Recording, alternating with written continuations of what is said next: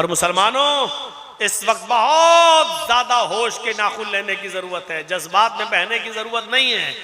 तुम्हारी तरफ से उठने वाला एक कदम भी, एक एक कदम पर नजर रखी जा रही है, एक गलती का इंतजार किया जा रहा है। इस वक्त बहुत अक्ल के नाखून लेने की जरूरत है, बहुत दूरंदेशी और मसलहत से काम लेने की जरूरत है। याद है एक मर्तबा जंगल में शेर ने भी शिकार किया, भेड़िए ने भी शिकार किया, लोमड़ी ने भी शिकार किया। तीनों की बहुत गहरी दोस्ती थी। भेड़िए ने भी शिकार किया, लोमड़ी ने भी शिकार किया, शेर ने भी शिकार किया। शेर ने गधा मारा, भेड़िए ने बकरी मारी, लोमड़ी ने खरगोश मारा। अब शेर ने भेड़िए को जज बना दिया। शेर कहने लगा, अच्छा बताओ कौन सा जानवर कौन खाएगा, तुम बताओ, चलो फैसला तुम करो। तीनों जानवर मौजूद हैं, हमने गधा मारा, लोमड़ी ने खरगोश मारा, भेड़िए ने बकरी। आए भेड़िए तुम फैसला करो, तुम्हारा फैसला सब मानेंगे। अब भेड़िए ने कहा, साहब ये तो बहुत आसान है, फैसला क्या करना है, गधा आपने मारा है, आप गधा खा लीजिए। मैंने बकरी का शिकार किया, बकरी मैं खा लेता हूं। लोमड़ी ने खरगोश मारा है, लोमड़ी खरगोश खा लेती है। और लोमड़ी छोटी है तो खरगोश में पेट भर जाएगा, मेरे लिए बकरी काफी है। और आप राजा हैं जंगल के, आपके लिए गधा है, आप गधा खाइए। शेर को किससे कह रहा है भेड़िया, फैसला किसके सामने कर रहा है, शेर के सामने। शेर ने कहा, कमीने आया और कहा ये फैसला करेगा तू, और चबड़ा मारा और चीर दिया उसको अपने नाखूनों से और फाड़ दिया, और भेड़िया भी मर गया। डले साहब लंबे लंबे। लोमड़ी से कहा, कमीना फैसला करना जानता नहीं, कैसा फैसला किया, तुम करो फैसला। लोमड़ी से कहा, तुम करो, कौन खाएगा। लोमड़ी तो समझ गई। लोमड़ी ने कहा, अरे भाई जंगल के राजा आप हैं और इसमें फैसला क्या करना है, ये चारों जानवर आपके हैं। सुबह नाश्ते में खरगोश खा लीजिए, जब आपको थोड़ी सी भूख लगे, 12-1 बजे का टाइम हो, दोपहर का टाइम हो, तब आप गधा खा लीजिए। शाम होते होते आप बकरी खा लीजिए, और रात में जब आप सोने के लिए जाएं तो अब तो ये भेड़िया भी है, भेड़िया भी आप खा लीजिए। ये चारों जानवर तो जंगल का राजा नहीं खाएगा तो कौन खाएगा, आपके लिए है, सब आप खाइए, ये सब आपके हैं। शेर ने लोमड़ी की पीठ थपथपाई, वाह वाह वाह, ये है फैसला, इसको कहते हैं फैसला। कमीना मर गया है, फैसला करने चला, बहुत अच्छा फैसला तुमने किया, देखे ये चारों जानवर मेरे हैं। चलते हुए उसने लोमड़ी से पूछा, इतना अच्छा फैसला करना तुमने सीखा कहां से। लोमड़ी ने कहा, इसी भेड़िए ने सिखाया है मुझे। लोमड़ी के इसी जवाब पर पूरा मामला छिपा हुआ है। लोमड़ी ने क्या कहा, अरे जंगल के राजा इसी भेड़िए ने सिखाया है। यानी कह गई, ये भेड़िए ने ऐसा फैसला न किया होता तो मरता, ये मेरी मजबूरी है, भेड़िए से मैंने बहुत कुछ सीख लिया है, इसलिए सब तुम खाओ। तो मेरे भाइयों, इस वक्त खूनख्वार मैंने सुना तो दिया, लेकिन मेरे खूनख्वार कहने का मकसद कौन है, आप अच्छी तरह समझ रहे हैं। मेरे मुंह से नाम मत खिलवाओ, बहुत बार जेल जा चुका हूं, अब नहीं जाना चाह रहा हूं। और इस वक्त बड़ी मसलहत का तकाजा यह है कि लोमड़ी वाली मसलहत हमें और आपको अपनाना है कि सांप भी मर जाए और लाठी भी न टूटे। मेरे भाइयों, यह मसलहत का तकाजा है, वरना हाल वो होगा कि आप अपने दिफा में भी कुछ नहीं कह सकते। जैसे एक घाट पर शेर और बकरी दोनों पानी पी रहे थे, और बकरी की तरफ से, शेर की तरफ से बहता हुआ पानी बकरी की तरफ जा रहा था। एक तालाब था और शेर जहां पानी पी रहा, वहां से बहता हुआ पानी बकरी की तरफ आ रहा है। शेर भी पानी पी रहा, बकरी भी पानी पी रही है। पानी पीने के बाद शेर ने कहा, ए बकरी, तूने मेरा पानी झूठा क्यों कर दिया, तूने मेरा पानी झूठा क्यों किया। बकरी कहने लगी, बादशाह सलामत, जंगल के राजा, मैंने आपका पानी कहां झूठा किया है, पानी तो आपकी तरफ से बहता हुआ आ रहा था, आपका झूठा पानी मैं मैं पी रही थी, आप जहां पानी में मुंह मार रहे थे वहां से बहता हुआ पानी मेरे पास आया, मैं तो आपका झूठा पानी पी रही थी। हमने पानी को झूठा कहां किया है? पानी तो आप झूठा कर रहे थे और आपका वो पानी मैं पी रही थी, मैंने पानी झूठा नहीं किया। शेर ने कहा कमबख्त मुंह चलाती है, जवाब दे रही है मुझे, उठा और उसने बकरी को फाड़ दिया और खा गया। यानी बकरी अपनी दिफा में बोली थी और बकरी की बात सही थी कि आपका पानी झूठा था, वो मैं पी रही थी। तो मेरे भाइयों, इस वक्त उसी कंडीशन में आप बैठे हुए हैं कि आप अपने दिफा में सही बात भी नहीं बोल सकते हो, सही जुमला भी नहीं कह सकते हो। इस वक्त बहुत ही ज्यादा अक्ल के नाखून लेने की जरूरत है और बहुत ही ज्यादा दूरअंदेशी और मसलहत से काम लेने की जरूरत है, जज्बात की राह में बहने की जरूरत नहीं। इसलिए वो तरीका अपनाइए जो लोमड़ी ने अपनाया, सांप भी मर जाए और लाठी भी न टूटे।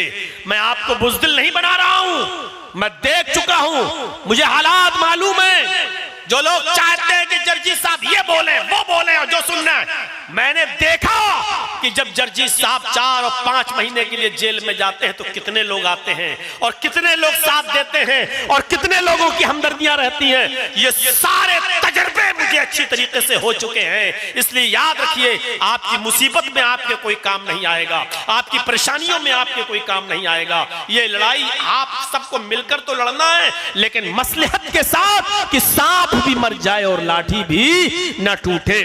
तो 3 चीजें ये हो गई थी। 5 चीजों में से एक तो नबी सबके लिए, दूसरा माले गनीमत हमारे लिए हलाल, मुझसे पहले किसी के लिए नहीं, और तीसरी जमीन, रूए जमीन पूरी हमारे लिए पाक कर दी गई, जहां भी नमाज का वक्त हो वहां पढ़ लो। किसी और नबी को ये चीज हासिल नहीं थी, सबको अपनी मस्जिद में, इबादत गाह में नमाज पढ़ना पड़ती थी, मस्जिद पर या घर में नमाज पढ़ना जायज नहीं था।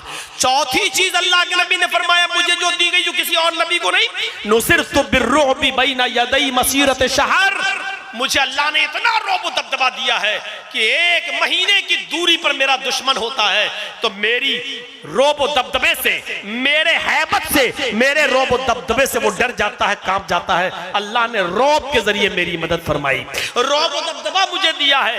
1 महीने की दूरी पर मेरे दुश्मन के पैर उखड़ जाते हैं, वो सोचता है कि मोहम्मद रसूलुल्लाह से लड़ने जा रहा हूं, तो इतनी दूरी पर होता है कि मेरे और उसके दरमियान 1 महीने की मसाफत, यानी घोड़े पर, ऊंट पर सफर करे तो 1 महीना लग जाए, इतनी दूरी पर मेरा दुश्मन होता है और मुझसे डर जाता है, कांप जाता है, लरस जाता है। तो अल्लाह ने मुझे ये खूबी दी है, मुझे ये खासियत अता फरमाई है, फजीलत दी है कि दुश्मन के दिल पर मेरा रौब दबदबा कायम रहता है 1 महीने की मसाफत पर।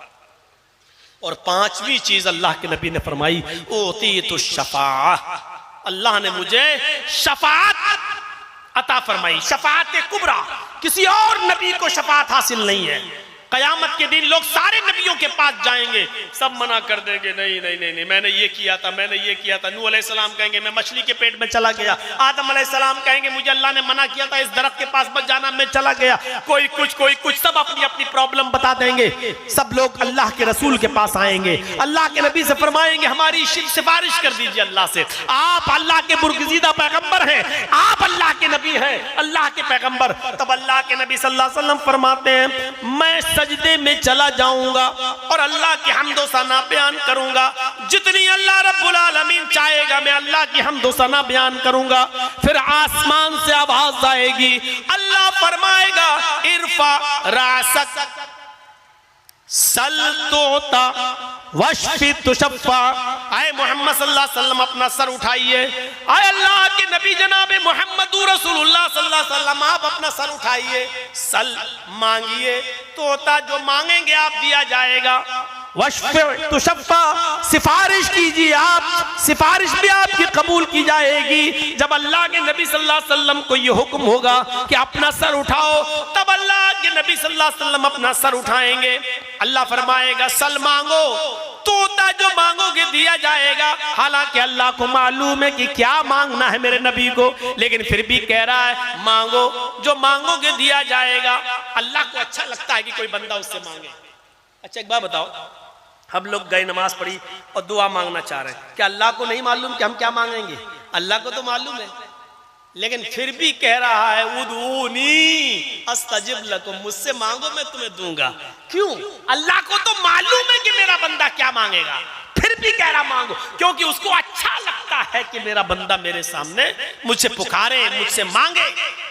माँ को मालूम है बच्चा भूखा है, लेकिन जब रोता है तब माँ उसको दूध पिलाती है, तब दूध पिलाती है, क्योंकि बच्चे के रोने से माँ को मोहब्बत बढ़ती है कि अब बच्चा दूध मांग रहा है। माँ से बड़ा डॉक्टर कोई पैदा नहीं होता है, माँ से बड़ा डॉक्टर कोई पैदा नहीं हुआ है। माँ बच्चे के रोने से पता लगा लेती है कि बच्चा दर्द की वजह से रो रहा है या भूख की वजह से रो रहा है। माँ से बड़ा कोई डॉक्टर नहीं है। मैंने कैसी औलादों को देखा मेरे भाइयों, अपनी माँ पर डांटते हुए कहते हैं, अपनी बीवी की बात मानते हुए। माँ ने पूछा बेटा क्या? अरे तू जा यार, तू क्यों आ गई बीच में, तू नहीं समझेगी हमारे बीच में, तू नहीं समझेगी, अरे जा, अरे जा डुगरिया, जा बुढ़ी है, अरे अम्मा जाओ, तुम नहीं समझोगी क्या है। उस माँ से कहते हो तुम नहीं समझोगी। जब तू छोटा था बचपन में बोलना भी नहीं जानता था, जो तेरे रोने की आवाज से पहचान जाती थी कि तू दूध मांग रहा है या तेरे हंसली पसली में दर्द हो रहा है, पेट में दर्द। आज तू उस माँ से कह रहा है कि तू नहीं समझेगी, तुझसे बड़ा बेगैरत कौन होगा। मेरे प्यारे साथियों, अल्लाह को मालूम है कि मेरा नबी क्या मांगेगा, लेकिन फिर भी कह रहा है मांगो, जो मांगोगे दिया जाएगा। एक मैसेज ये दिया जा रहा है, क्या लोगों मेरे नबी को भी मांगना पड़ेगा। आए लोगों, दुनिया में कोई मुश्किल कुशा नहीं और हाजत रवा नहीं, दुनिया में भी मेरा नबी मुझसे मांगता था और आखिरत में भी मेरा नबी मुझसे मांगेगा।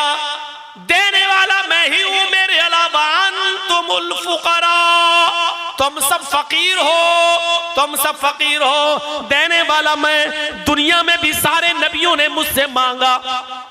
अय्यूब अलैहिस्सलाम ने सेहत मुझसे मांगी, आदम अलैहिस्सलाम जन्नत से निकाले गए, अपने खता की और गलती की माफी। रब्बना ज़लमना अनफुसना व इन लम तग़फिर लना व तरहमना लनकूनन्ना मिनल खासिरीन। ये दुआ मांगकर मुझसे मांगी, ये दुआ मुझसे मांगी।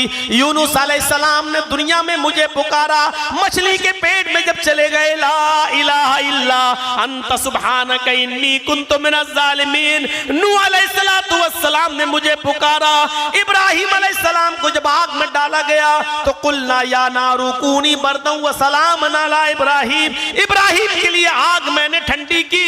ये सारे नबियों ने दुनिया में मुझे पुकारा और मैंने इनको सुना। खुद मोहम्मद रसूलुल्लाह सल्लल्लाहु अलैहि वसल्लम ने मुझे पुकारा है।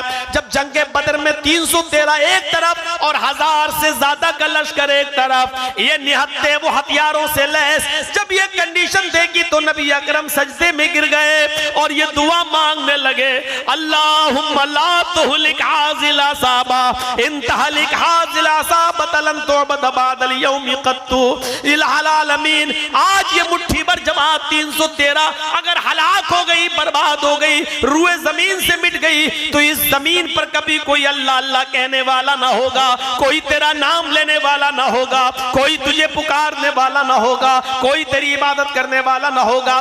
सारे नबियों ने दुनिया में भी मुझे पुकारा और आखिरत में भी मुझे पुकारना है। नबी मोहम्मद रसूलुल्लाह भी मुझसे मांगेंगे, ऐ अल्लाह। तब अल्लाह के नबी दुआ करेंगे और सिफारिश फरमाएंगे कि अल्लाह फला फला को, इन सबको, हमारे भाई मुसलमानों को, मेरी उम्मत को बख्श दे। तब अल्लाह ताला जितने लोगों को चाहेगा नबी की सिफारिश कबूल करके उनको जन्नत का हकदार बना देगा और जन्नत में भेज देगा, जन्नत में दाखिल फरमा देगा। ये मकाम, ये मर्तबा, ये शिफात अल्लाह रब्बुल आलमीन ने मोहम्मद रसूलुल्लाह सल्लल्लाहु अलैहि वसल्लम को अता फरमाई है। मैंने सूरह कौसर की तिलावत की है आपके सामने,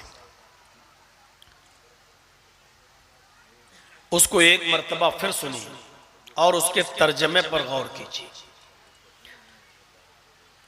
अल्लाह तबारक व तआला ने फरमाया कि इन्ना आतैना कल कौसर फसल्लि लिरब्बिका वनहर इन्ना शानिअका हुवल अब्तर। ऐ मोहम्मद सल्लल्लाहु अलैहि वसल्लम, हमने आपको खैरे कसीर से नवाजा है। मैंने ये तर्जमा हाफिज इब्न कसीर की तफसीर तफसीर इब्न कसीर से लिया है, वरना बहुत से उलमा ने, मुफस्सिरीन ने और मुतरजमीन ने इसका तर्जुमा ये भी किया है कि आए मोहम्मद सल्लल्लाहु अलैहि वसल्लम हमने आपको हौज़े कौसर अता फरमाया है। इन्ना आतैना कल कौसर, हमने आपको हौज़े कौसर अता फरमाया। लेकिन मैंने तर्जुमा लिया है हाफिज़ इब्न कसीर की तफसीर इब्न कसीर से। हाफिज़ इब्न कसीर रहमतुल्लाह अलैह ने लिखा है कि कौसर कसीर से मुश्तक है, जिसका माना खैर कसीर होता है। यानी अल्लाह ताला ने ये बताना चाहा कि मोहम्मद सल्लल्लाहु अलैहि वसल्लम हमने आपको सिर्फ एक ही खैर और एक ही भलाई नहीं दी है, एक ही खूबी से नहीं नवाजा है, हमने आपको खैर कसीर से, बहुत सी खूबियों से, बहुत सी भलाइयों से हमने आपको नवाजा है। उन्हीं बहुत सी खूबियों में और उन्हीं बहुत सी भलाइयों में हौज़े कौसर भी एक भलाई है, खूबी है जो हमने आपको अता फरमाई है। आए नबी सल्लल्लाहु अलैहि वसल्लम हमने आपको खैर कसीर से नवाजा। फसल्लि लिरब्बिका वनहर, शुक्राने के तौर पर आप अपने रब के लिए नमाज पढ़ते रहिए और कुर्बानी देते रहिए। जैसे आप पहले नमाज पढ़ते थे, कुर्बानी करते थे, उसी तरीके से आप नमाज पढ़ते रहिए और कुर्बानी देते रहिए। इन्ना शानिअका हुवल अबतर, आपका दुश्मन ही अबतर होगा, आपका दुश्मन ही मकतूल नस्ल हो जाएगा, आपका दुश्मन ही मिट जाएगा, आपका दुश्मन ही बर्बाद हो जाएगा। इस सूरत को और उसके तर्जमे को समझने के लिए जब तक हम इसके सबब वरूद पर नहीं जाएंगे, इसके शान नुज़ूल पर नहीं जाएंगे, तब तक हम समझ नहीं पाएंगे कि किस पस मंजर में ये बात हो रही है। अल्लाह ताला ने ये क्यों कहा क्या नबी हमने आपको खैर कसीर से नवाजा, अल्लाह ने ये क्यों कहा कि नमाज पढ़ते रहिए, कुर्बानी देते रहिए। अल्लाह किस दुश्मन की बात कर रहा है, किसको कह रहा है कि वो आपका दुश्मनी हलाक होगा, बर्बाद होगा, अबतर होगा, मकतूल नस्ल होगा, बेनामो निशान हो जाएगा, मिट जाएगा, हलाक हो जाएगा? किस दुश्मन की बात हो रही है, किस पस मंजर में ये बात कही जा रही है? तो उस पस मंजर को समझना बहुत जरूरी है। हाफिज इब्न कसीर रहमतुल्लाह अलैह ने लिखा है कि नबी अकरम सल्लल्लाहु अलैहि वसल्लम का जो पहला निकाह हुआ था, पहली शादी हुई थी हजरत खदीजा रजी अल्लाह ताला अन्हा से। उस वक्त नबी अकरम सल्लल्लाहु अलैहि वसल्लम की उम्र थी 25 साल और हजरत खदीजा की उम्र थी 40 साल। ये पहला निकाह नबी अकरम सल्लल्लाहु अलैहि वसल्लम का जो हुआ था हजरत खदीजा रजी अल्लाह ताला अन्हा से, उस वक्त आपकी उम्र थी 25 साल। इब्न कसीर नकल करते हैं कि आपके 6 बच्चे हजरत खदीजा रज़ी अल्लाह ताला अन्हा से पैदा हुए और सबसे पहले एक बेटा पैदा हुआ। उस बच्चे का नाम आपने रखा कासिम। उसी जेहद से अल्लाह के नबी सल्लल्लाहु अलैहि वसल्लम को कहा जाता है अबुल कासिम। पहले बच्चे का जो सबसे पहले पैदा हुआ उसका नाम था कासिम, लेकिन यह बच्चा ज्यादा दिन तक जिंदा नहीं रह सका और हालत सिगरे सिन्नी में, बचपने में ही इस बच्चे का इंतकाल हो गया। यह बच्चा रुखसत हो गया, इस दुनिया को छोड़कर चला गया बचपन में। उसके बाद नबी अकरम सल्लल्लाहु अलैहि वसल्लम के को अल्लाह ताला ने 4 बेटियां अता फरमाई, एक एक करके। सबसे बड़ी जो बेटी थी जो पैदा हुई खदीजा के बतन से, उस बच्ची का नाम था ज़ैनब। और उसके बाद जो बेटी पैदा हुई उसका नाम था रुकैया। और उसके बाद जो बेटी पैदा हुई उसका नाम था उम्मे कुलसूम। और चौथे नंबर पर सबसे लास्ट में जो बच्ची पैदा हुई नबी अकरम की बेटी, उसका नाम था फातिमा रज़ी अल्लाह ताला अन्हा। ये 4 बच्चियां पैदा हुई। बेटा पहले इंतकाल कर गया, 4 बच्चियां पैदा हुई और उसके बाद फातिमा के बाद फिर एक और बेटा हुआ। नबी अकरम सल्लल्लाहु अलैहि वसल्लम का ये तहकीक है इब्ने कसीर रहमतुल्लाह अलैह की। कुछ लोगों ने इख्तिलाफ भी किया है, मुख्तलिफ राय भी हैं, लेकिन जो आखिर में जो बेटा पैदा हुआ खदीजा से, छठा बच्चा लास्ट में, उसका नाम था अब्दुल्लाह, जिनको तैयब और ताहिर भी कहा जाता है, तैयब और ताहिर। लेकिन ये बच्चा भी सिगरे सिन्नी में इंतकाल कर गया। उधर कासिम का इंतकाल और इधर अब्दुल्लाह का भी इंतकाल। बच्चा कोई भी जिंदा नहीं रहा। बेटियां जिंदा रहीं, शादियों तक उनकी जिंदगी रही, एक उम्र पाई, लेकिन बेटे सब बचपन में इंतकाल कर गए। अब नबी अकरम सल्लल्लाहु अलैहि वसल्लम नबी भी बन चुके हैं, आपकी उम्र 40 को क्रॉस भी कर चुकी है, आप बाप भी बन चुके हैं, आप नबी भी हो चुके हैं। मुकौकिस मुल्क शाम के बादशाह ने 2 लड़कियां, 2 लौंडियां तोहफे में भेजी थी मोहम्मद रसूलुल्लाह सल्लल्लाहु अलैहि वसल्लम को। लौंडी की हैसियत क्या होती है मैं उस तरफ जाना नहीं चाहता हूं। मेरे भाइयों समझ लो, वो खादिमा थी और उनसे भी बीवी वाली जरूरत पूरी की जा सकती है, क्योंकि उनको खरीद लिया गया है। मुल्क शाम के मुकौकिस के बादशाह ने 2 लड़कियां खरीदी और खरीद कर उसने मोहम्मद रसूलुल्लाह सल्लल्लाहु अलैहि वसल्लम को गिफ्ट कर दिया। और वो दोनों लौंडियां जब नबी अकरम सल्लल्लाहु अलैहि वसल्लम के पास आईं तो अल्लाह, एक का नाम था सीरीन, एक लौंडी का नाम था सीरीन और दूसरी लौंडी का नाम था मारिया। तो सीरीन को अल्लाह के नबी सल्लल्लाहु अलैहि वसल्लम ने हजरत हस्सान इब्ने साबित को दे दिया कि लो तुम इनसे खिदमत हासिल करो, और मारिया किब्तिया को अल्लाह के रसूल ने खुद अपने पास रख लिया अपनी खिदमत के लिए। तो मारिया किब्तिया नबी अकरम के पास रही।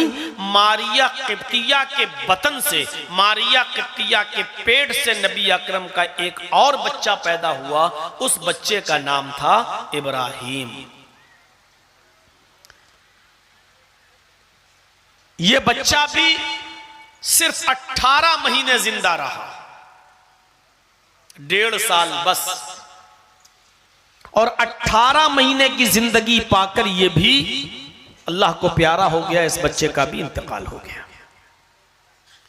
मारिया किब्तिया ने कासिद भेजकर बुलवाया, तबीयत ज्यादा खराब है इब्राहिम की, जल्दी आओ, जिस हाल में भी बैठे हो आ जाओ। नबी अकरम को जब ये इतला मिली कि इब्राहिम की तबीयत नासाज है, ज्यादा खराब है, आप गए घर में। और जैसे ही घर के अंदर दाखिल होते हैं, मारिया किब्तिया ने इब्राहिम को मोहम्मद रसूलुल्लाह की गोद में डाल दिया। आपने अपने मुबारक हाथों में उस बच्चे को लिया जो आपका बेटा था, मारिया किब्तिया के बदन से पैदा हुआ था। उस बच्चे ने जैसी मोहम्मद की गोद पाई सल्लल्लाहु अलैहि वसल्लम, शायद वो अपने बाप की गोद में ही आना चाहता था और इसी इंतजार में था। और जैसी वो नबी की गोद में आया, उस बच्चे का भी इंतकाल हो गया। 1.5 साल की उम्र में इब्राहिम भी चल बसे।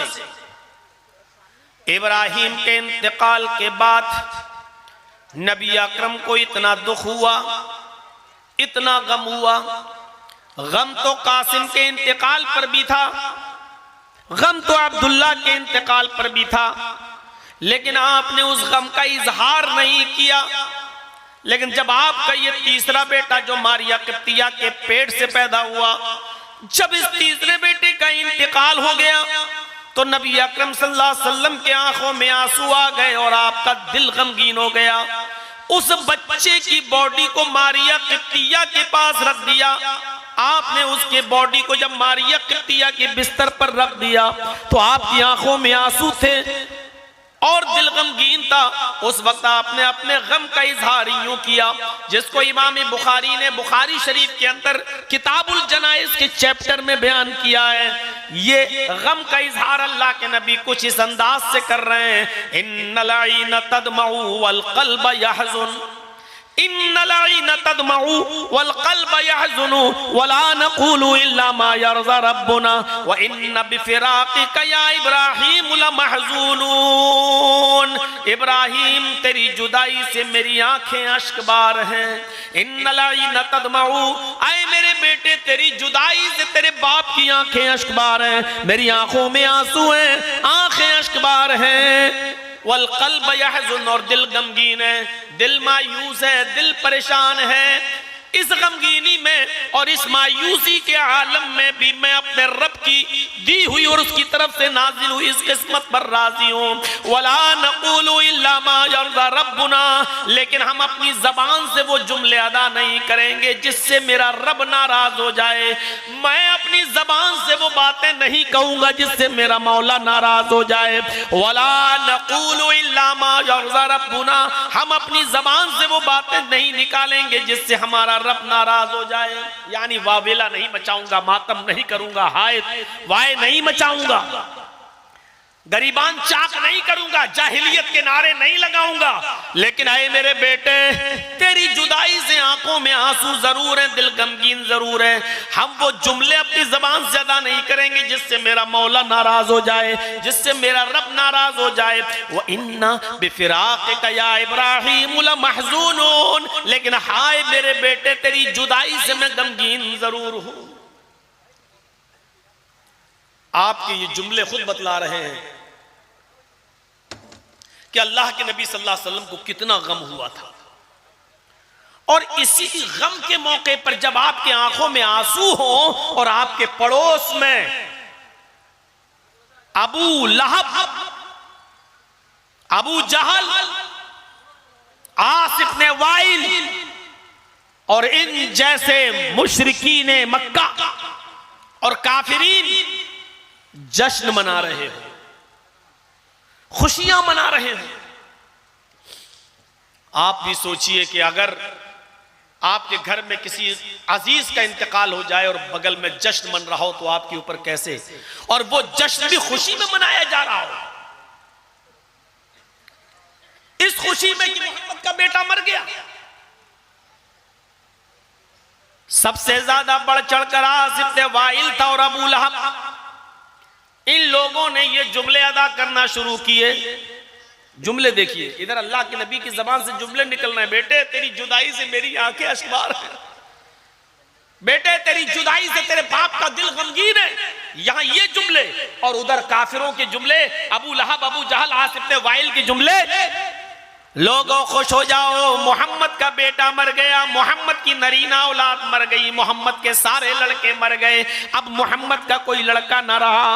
बाप की विरासत को बेटा जिंदा रखता है, लेकिन मोहम्मद का तो कोई बेटा ही नहीं रहा। मोहम्मद की विरासत को, मोहम्मद के दीन को, मोहम्मद के मजहब को अब कौन जिंदा रखेगा? मोहम्मद के मरने के बाद मोहम्मद का दीन भी मर जाएगा, मोहम्मद के मिटने के बाद मोहम्मद का दीन भी मिट जाएगा। और जिस दिन मोहम्मद मरेगा, मोहम्मद का नामो निशान भी खत्म हो जाएगा, कोई मोहम्मद का नाम लेने वाला नहीं होगा। बगल में ये जुमले अदा किए जा रहे हैं सल्लल्लाहु अलैहि वसल्लम। गौर कीजिए, एक तरफ आपकी आंखों में आंसू हो, गम के पहाड़ टूटे हुए हो, औलाद की जुदाई का गम सता रहा हो, और दूसरी तरफ यह कहा जा रहा हो कि लोगों इंतजार करो मोहम्मद के मरने का, मोहम्मद के मरने के बाद मोहम्मद का दीन भी मर जाएगा, मोहम्मद के मरने के बाद मोहम्मद का दीन भी खत्म हो जाएगा, मोहम्मद के मरने के बाद मोहम्मद का नामो निशान भी मिट जाएगा। ना कोई इस्लाम का नाम लेने वाला होगा और ना कोई मोहम्मद का नाम लेने वाला होगा। जब ये जुमले अल्लाह के नबी के कानों में गए, मोहम्मदुर रसूलुल्लाह के कानों में गए, तो आपने नजरें आसमान की ऊपर डाली, आपकी निगाहें आसमान पर गईं। ये सवालिया नजरें थी, इस्तिफामिया निगाहें थी, जिन निगाहों के उठने को अल्लाह रब्बुल आलमीन ने पढ़ लिया कि मेरा नबी क्या चाहता है, मेरे नबी की आंखें क्या बता रही हैं। गोया के नबी अकरम ने जब अपनी निगाहें आसमान पर उठाई तो ये सवाल कर रही हो कि इलाहुल आलमीन, क्या मेरे इंतकाल के बाद ये दीन मिट जाएगा? क्या मेरे इंतकाल के बाद ये इस्लाम मर जाएगा जिसको हमारे सहाबा हमारे चाहने वाले अपनी खून की कुर्बानी देकर जंगों में जिहाद करके शहादत हासिल करके सींच रहे हैं। क्या ये मिट जाएगा? क्या मेरा नामो निशान भी खत्म हो जाएगा? क्या मेरे नाम का जिक्र भी नहीं होगा? आपकी निगाहें आसमान की तरफ उठी हो, गोया की सवाल कर रही हो। उधर अल्लाह रब्बुल आलमीन ने मुहम्मदुर रसूलुल्लाह की निगाहों को पढ़ लिया और फौरन जिब्राइल अमीन को भेजा और कहा, जिब्राइल जाओ मेरे नबी के जख्मी दिल पर मरहम रखो, मेरे नबी जनाबे मोहम्मद रसूलुल्लाह को तसल्ली दो, तशफ़ी दो, उनको सुकून पहुंचाओ। उस वक्त अल्लाह ताला ने कुरान की सूरत नाजिल फरमाई और जिब्राइल अमीन को भेजा कि जाओ और कह दो कि अल्लाह रब्बुल आलमीन आपके नाम को कभी मिटने नहीं देगा, इस इस्लाम को कभी खत्म नहीं होने देगा और आपका नाम कभी मिटेगा नहीं। तब जिब्राइल कुरान की सूरत लेकर नाजिल होते हैं, इन्ना आतैना कल कौसर। आए मोहम्मद सल्लल्लाहु अलैहि वसल्लम, आपके रब ने फरमाया है हमने आपको खैरे कसीर से नवाजा है, हमने आपको बहुत सी भलाइयों से नवाजा है। फसल्लि लिरब्बिका वनहर, आप कबीदा खातिर मत होइए, आप मायूस मत होइए, आप परेशान मत होइए। आप जिस तरह नमाज पढ़ते हैं उसी तरह पढ़ते रहिए, आप जिस तरह कुर्बानी करते हैं उसी तरह कुर्बानी देते रहिए। इन्ना शानी अकहुआ लब्तर, ऐसा कहने वाले आपके दुश्मनी जलील होंगे, ख्वार होंगे, रुस्वा होंगे, उन्हीं का नामो निशान मिट जाएगा। अब तर कहते हैं जिसकी नस्ल का सिलसिला कट जाए और खत्म हो जाए, जिसकी नस्ल आगे न बढ़े, उस शख्स को अरबी में अबतर कहते हैं, यानी अब आगे नहीं बढ़ सकती। यानी मोहम्मदुर रसूलुल्लाह का कोई बेटा ही नहीं तो नस्ल कैसे बढ़ेगी? यानी जब मोहम्मद ही मर जाएंगे, मोहम्मद की कोई नस्ल ही नहीं रहेगी, बेटा ही नहीं रहेगा, तो मोहम्मद के दीन को जिंदा कौन रखेगा? तो फरमाया अल्लाह ताला ने, ऐसा कहने वाले आपके दुश्मन ही अबतर होंगे, यानी उन्हीं की नस्लें कट जाएंगी, कोई उनका नाम लेने वाला नहीं होगा, उनका नामो निशान ही मिट जाएगा। आपके दुश्मनों के साथ ऐसा होगा और आपके साथ ऐसा नहीं होगा। आप बस रंजीदा मत होइए और आप कबीदा खातिर मत होइए, आप परेशान मत होइए। कितनी भलाइयों से नवाजा है, कितनी खूबियों से नवाजा। इन्ना अतैना कल कौसर, आए नबी हमने आपको खैर कसीर से नवाजा। एक एक करके खूबी को गिनते जाइए और देखते जाइए, पढ़िए कुरान की ये आयत, अलम नशरह लका सदरक। आए मोहम्मद सल्लल्लाहु अलैहि वसल्लम, क्या हमने आपके लिए आपके सीने को खोल नहीं दिया है? ववज़अना अन्का विज़रक अल्लज़ी अनक़ज़ ज़हरक, और क्या हमने आपके ऊपर से वो बोझ हटा नहीं दिया जो बोझ आपकी कमर को तोड़े डाल रहा था। जिस बोझ से आपको तकलीफ हो रही थी, जो आपकी कमर को तोड़े डाल रहा था, क्या वो बोझ हमने आपके ऊपर से खत्म नहीं कर दिया? और उसके बाद देखिए, वरफ़अना लका ज़िक्रक, और क्या हमने आपके नाम को, आपके जिक्र को बुलंद नहीं कर दिया? कौन कहता है कि आपके इंतकाल के बाद आपका नाम मिट जाएगा? ना इस्लाम मिटेगा, ना आपका नाम मिटेगा। कौन कहता है? जब तक लोग इस दुनिया में वुजू बनाते रहेंगे और वुजू बनाते वक्त बिस्मिल्लाह कहेंगे, तो वुजू के बाद की दुआ में वो आपका नाम लेंगे, अशहदु अल्ला इलाहा इल्लल्लाह व अशहदु अन्ना मुहम्मदन अब्दुहु व रसूलुहु। आपका नाम लिया जाता रहेगा। और ये हम और आप सब जानते हैं कि 1400 साल का जमाना गुजर चुका है, आज तक वुजू हो रहा है और कयामत की सुबह तक इंशाअल्लाह वुजू होता रहेगा। और वुजू के बाद की दुआ में मुहम्मदुर रसूलुल्लाह का नाम लिया जाता रहेगा। अलम नशरह लका सदरक व वज़अना अन्का विज़रक अल्लज़ी अनक़ज़ ज़हरक व रफ़अना लका ज़िक्रक। क्या हमने आपके जिक्र को, हमने आपके नाम को बुलंद नहीं कर दिया? जब तक वुजू बनता रहेगा और वुजू बनाया जाता रहेगा, आपका नाम भी लिया जाता रहेगा। यानी वुजू कयामत की सुबह तक बनता रहेगा, तो कयामत की सुबह तक आपका नाम लिया जाता रहेगा। कौन कहता है कि आपके इंतकाल के बाद आपका नामो निशान मिट जाएगा? मस्जिद की बुलंदी पर खड़े होकर जब मेरा कोई बंदा अजान देगा और अजान के कलमात बुलंद करते हुए जहां मेरी उबूदियत का ऐलान, जहां मेरी माबूदियत का ऐलान करेगा, जहां मुझे अल्लाह मानने का ऐलान करेगा, अशहदु अल्ला इलाहा इल्लल्लाह, जहां वो मेरी वहदानियत का इकरार करेगा, कसम है मुझे अपने इज्जत व जलाल की, उसकी अजान उस वक्त तक मुकम्मल नहीं होगी जब तक कि वो मेरे नाम के बाद आपका नाम न ले ले। अशहदु अन्ना मुहम्मदर रसूलुल्लाह, जब तक वो आपके नाम के, मेरे नाम के बाद आपके नाम का जिक्र न कर दे, उसकी अजान भी मुकम्मल नहीं होगी। कौन कहता है कि आपके इंतकाल के बाद आपका नामो निशान मिट जाएगा? जब तक कायनात के, इस कायनात अर्ज़ी पर मेरा नाम लिया जाता रहेगा, आपका नाम भी लिया जाता रहेगा, और आजान कयामत की सुबह तक होती रहेगी, तो आपका नाम भी कयामत की सुबह तक लिया जाता रहेगा। कौन कहता है कि आपके इंतकाल के बाद आपका नाम मिट जाएगा? अजान ला इलाहा इल्लल्लाह पर खत्म तो हो जाएगी, मेरे नाम पर अजान खत्म तो हो जाएगी, लेकिन अजान के बाद की दुआ में मेरा बंदा आपका नाम लेगा। अल्लाहुम्मा रब्ब हाज़िहि दावति ताम्मा व सलातिल काइमा आति मुहम्मदनिल वसीला वल फजीला, वो अजान के बाद की दुआ पढ़ेगा तो आपका नाम लेगा। अरे मेरे हबीब, कौन कहता है कि आपका नाम निशान मिट जाएगा? इन्ना आतैना कल कौसर, हमने आपको खैर कसीर से नवाजा है, हमने आपको खूबियों और भलाइयों से नवाजा है। इतनी खूबियां और इतनी भलाइयां हमने आपके झोले में, आपके दामन में डाल दी हैं कि कोई उनको गिन ही नहीं पाएगा। आपका नामो निशान मिट ही नहीं सकता है। कौन कहता जब तक मेरा नाम बाकी रहेगा आपका नाम भी मेरे नाम के साथ चलता रहेगा? मेरे भाइयों, ये अल्लाह रब्बुल आलमीन अपने नबी को इशारा कर रहा है, इन्ना आतैना कल कौसर, हमने आपको खैर कसीर